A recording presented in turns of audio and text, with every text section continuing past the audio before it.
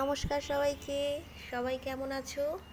আমি কিন্তু আজকে খুব মজা আছি, কারণ আজ যাব অনেক দিন পর আমার পুরনো কাজের জায়গায়, যে জায়গাটিকে আমি খুব ভালোবাসি।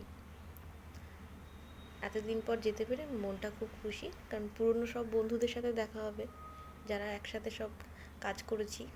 আমার কিন্তু প্রথম কাজ, লাইফে প্রথম কাজ আমি এখানেই করি। প্রথমে খুব ভয়তে থাকতাম, কিন্তু এরা যারা ছিল আমার সাথে তারা এতটা সাপোর্ট করতো।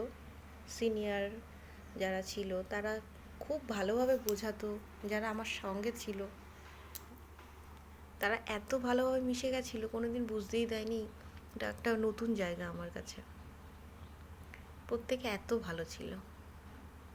আমি চলে এসেছি, কিন্তু এদের এখনও রেডি করতে একটু টাইম আছে। ভাবলাম বাইরের ভিউটা একটু ক্যামেরা বন্দি করি, কারণ আর কবে আসবো জানি না। এখানে বাইরেটা দেখলে এত ভালো লাগে না, মনটা ভালো হয়ে যায়। নিরিবিলি শান্ত, এখানে ভীষণ হাওয়া। দাঁড়িয়ে আছি,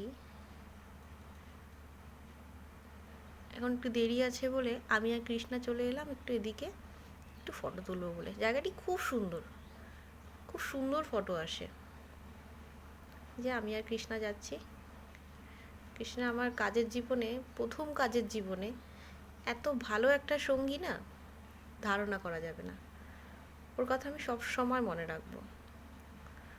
আমার থেকে বয়সে ছোট হলেও আমাকে ভীষণভাবে হেল্প করেছে সব দিক থেকে। এখানে একটা মন্দির আছে, কিন্তু মন্দিরটি বন্ধ তখন, তাই ভাবলাম একটু নিজেদের ফটো তুলে তারপরে যাই ভেতরে। দুজনের ফটো, আমি আর কৃষ্ণা সব রকমভাবে ট্রাই করেছি, যেইভাবে ভালো লাগে। এখানে আমি, রাজিবুল, কৃষ্ণা, আখি, এইগুলোই একটি স্মৃতি যেটি থাকবে সারা জীবন। খুব দিনটি খুব ভালো ছিল। একটু খারাপও লাগছিল যে জানি না আর কবে দেখা হবে এদের সাথে।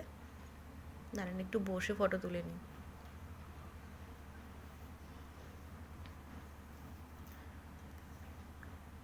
এখানে কেক হাজির, এবার কেক কাটার পালা, তারপরে আমরা খেতে বসবো।